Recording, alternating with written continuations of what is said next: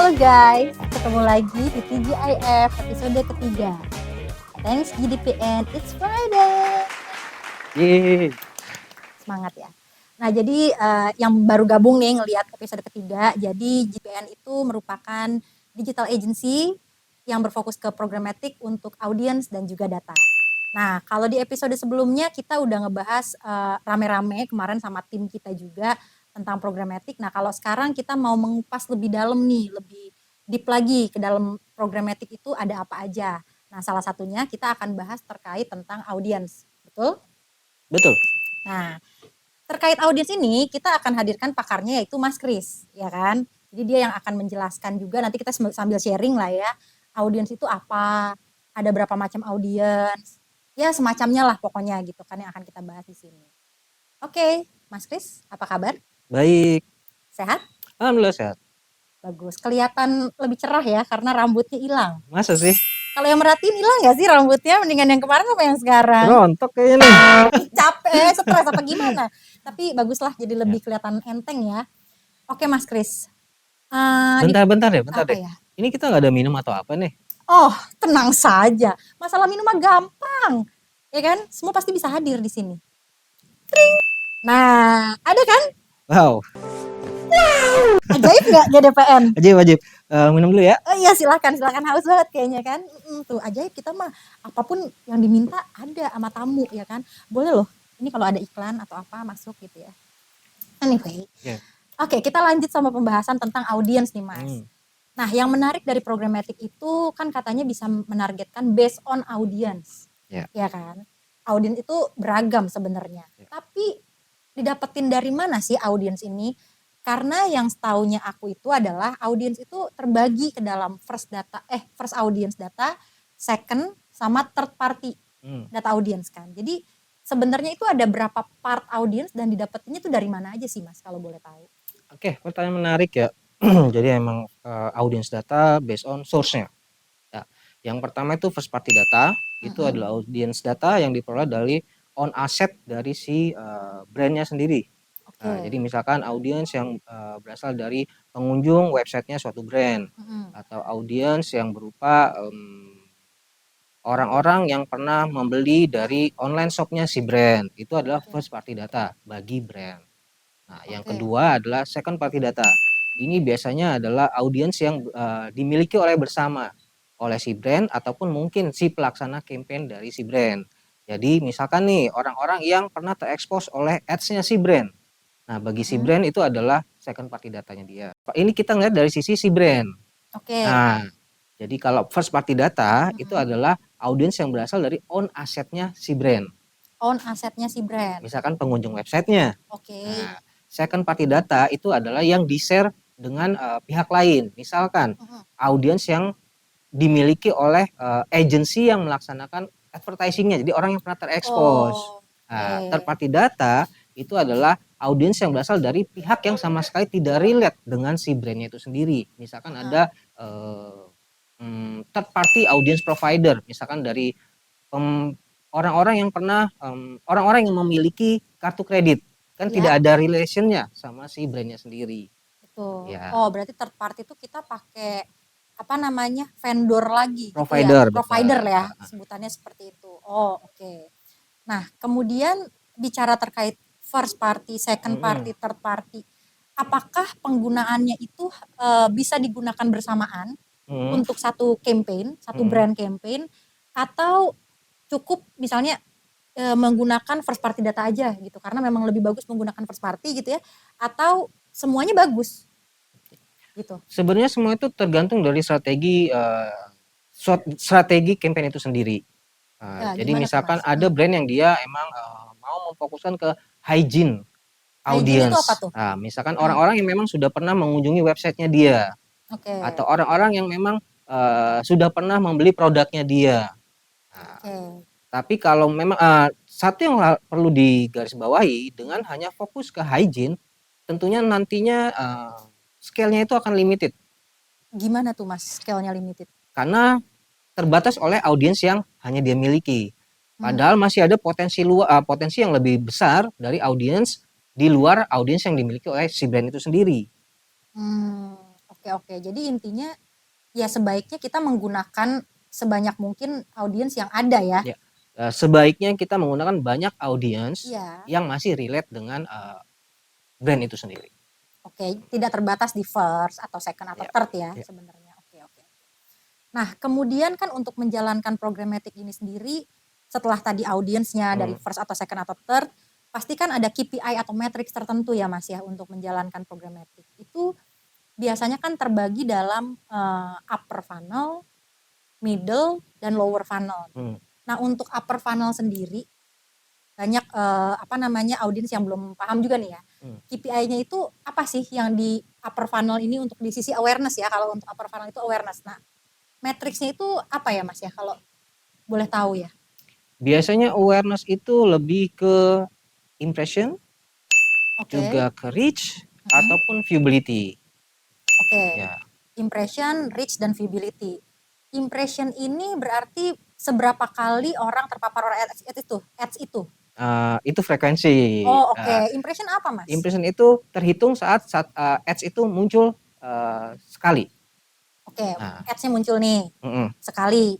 itu dihitung satu impression. Satu impression saya. Ya, Terus muncul 2 kali. 2 impression. 2 impression. Ya. Oh, Tapi baik. perlu dikaitkan juga dengan viewability karena dengan satu kali muncul belum tentu dia terlihat oleh si user.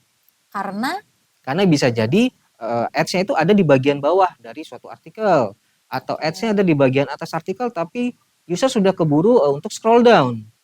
Oh, Ya. jadi dia belum sempat muncul. Belum sempat terlihat oleh mata user. Iya, belum sempat terlihat oleh mata user. Dan apabila kaitannya dengan kan jaringan internet ya misalnya ya, dia loading gitu. Jadi munculnya misalnya baru setengah tuh Mas ads-nya. Nah, itu tidak terhitung satu impression ya kalau tidak. Oke. Ada satu standar yang menghitung untuk viewability. Biasanya sih dihitung per 50% pixel load. Oke, berarti udah setengah ke bawah. Ya, setengahnya betul. Ya, oke. Nah, kemudian untuk di middle funnel, KPI-nya apa? Untuk middle funnel itu relate ke consideration dari si user. Biasanya akan melihat dari klik ataupun dari visit. Klik atau visit. Benar. Oh, artinya begini ya, mungkin kalau bisa aku rangkum, kalau impression tadi kan dia cuma baru ngeliat aja gitu kan. Kalau ini consider dia mau ngeklik gitu. Benar, ya. dia mau tahu lebih lanjut. Oke, mau tahu lebih lanjut tentang ads-nya itu sendiri. Benar. Oke, nah ketika diklik berarti itu menjadi KPI-nya kan? Benar. Klik sebagai klik itu ya. Berarti cuma 2. Biasanya 2 itu. 2 itu. Masuk ke lower funnel.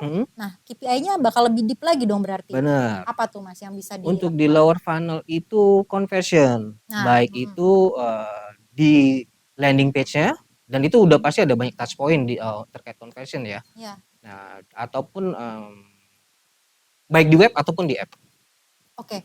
Conversion ini semisal ketika saya sudah mengklik banner ads, itu nanti dia misalnya ada tulisan untuk isi nama, alamat, leads lah ya. Oh, provide data ya. Betul, provide data, kemudian saya submit. Nah, itu berarti conversion. Itu conversion. Oke, berarti sampai ke funnel yang paling bawah. Betul. Ya Mas ya. Nah, tapi apakah di GDP Network ini juga selain bisa submit data, apakah bisa sampai melakukan purchase misalnya, sampai ke pembelian, itu apakah memungkinkan Mas? Ya. GDP Network ini jadinya beriklan ya. Ya, kan kita mengedukasi ya, nggak apa-apa dong. Kita 360 degree, jadi baik awareness ataupun sampai dengan performance itu bisa kita lakukan. Oke. Nah, tapi kalau untuk awareness ya udahlah ya, kita nggak meragukan lagi deh. Nah, apakah ada kendala ketika dari brand atau dari klien itu pengennya langsung masuk ke conversion tanpa adanya upper funnel dulu, awareness dulu? Nah, biasanya ada yang seperti itu nggak Mas? Dan kendalanya apa nih? Sering banget ya, jujur ini pasti pun banyak teman-teman di luar sana yang akan sependapat dengan saya nih. Jadi seringnya emang dari klien itu dia expect untuk bisa mendapatkan hasil yang cepat dalam waktu yang singkat. Jadi tanpa melalui upper funnel, dia langsung expect ada hasil dari lower funnel. Padahal nih logikanya ya, kalau Riani nih, kan nggak mungkin ya ujuk-ujuk ngajak satu cowok gitu buat nikah.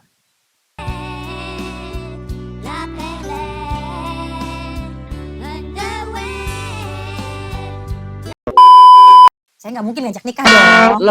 Lebih lagi cowoknya belum tentu langsung mau kan, atau mungkin malah kaget ya ditinggal pergi langsung kan, langsung di-ignore.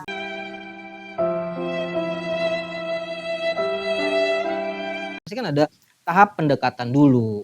Di situ dia kayak pengenalan lebih lanjut, baru bisa move ke tahap ayo ngajak nikah. Nah, jadi sama juga dalam performance itu sebaiknya memang harus ada awareness dulu atau di upper funnel dulu. Jadi kita ngasih tahu user atau customer tentang produk atau service yang ditawarkan. Dilanjut dengan middle funnel di mana kita memberitahu lebih lanjut atau user di sana akan mencari tahu lebih lanjut terhadap produk atau servisnya. Dan nantinya di tahap akhir kita akan giring nih user buat untuk tergantung objektifnya apa. Let's say kayak tadi untuk submit data, untuk pembelian barang atau order suatu service. Oke. Intinya sih sebenarnya ada baiknya kalau mau menjalankan itu dari masing-masing funnel dulu sampai ke end-nya gitu. Betul. Ya Mas ya. Dan itu butuh waktu ya. Ya pastinya dong, kan PDKT juga butuh waktu. Oke. Nah kemudian terkait targeting di programmatic itu sendiri, untuk GDP Network ini targetingnya itu yang bisa diaplikasikan ya terhadap campaign suatu brand itu apa aja sih Mas? Sejauh apa sih gitu targeting itu? Karena GDPN berbasis programatik, tentunya apa yang bisa dilakukan oleh GDPN juga ya sama dengan yang bisa dilakukan di programmatic advertising. Nah, jadi banyak hal yang bisa dilakukan di programmatic advertising, itu mulai dari audience targeting, yaitu misalkan dari gendernya, age-nya, interest-nya, lebih ke digital behavior-nya ya, ataupun juga let's say terlepas dari audiensnya sendiri lebih ke device-nya. Misalkan apakah itu device-nya mobile ataupun dia desktop, dari brandnya. Terlepas dari itu juga ada berdasarkan geo, lokasinya. Ada lebih lagi juga berdasarkan kontekstual dari konten dari suatu artikel di media. Bahkan yang sekarang bisa kita lakukan sampai ke weather-nya. Weather tuh cuaca ya. Benar. Ya, kalau misalnya saya lagi panas banget nih, terus muncul nih es krim gitu kan, jadi biar adem ya kan. Es krim dari susu dan krim. Oh itu bisa tuh. Bisa, atau bahkan relate sama sekarang nih lagi polusinya nih ya. Jadi kita hanya mau menargetkan, mungkin ada brand yang mau menargetkan hanya di area yang emang tingkat polusinya tinggi. Oh bisa tuh. Oh possible. Oh canggih ya, canggih loh ya GDP Network ini. Gila. Oke, berarti tadi targetingnya itu kalau bisa aku rangkum itu kita bisa mulai dari interestnya, geografinya, kemudian dari weather, terus device, terus waktu sangat mungkin. Waktu bisa ya. Waktu juga bisa. Jadi macam-macam sebenarnya ya. Tapi balik lagi itu semua nggak bisa langsung digabungin ngegabruk gitu, nggak bisa ya Mas ya? Bisa. Oh bisa. Nah, bisa. Tapi ntar balik lagi. Scale-nya kecil. Scale-nya kecil benar.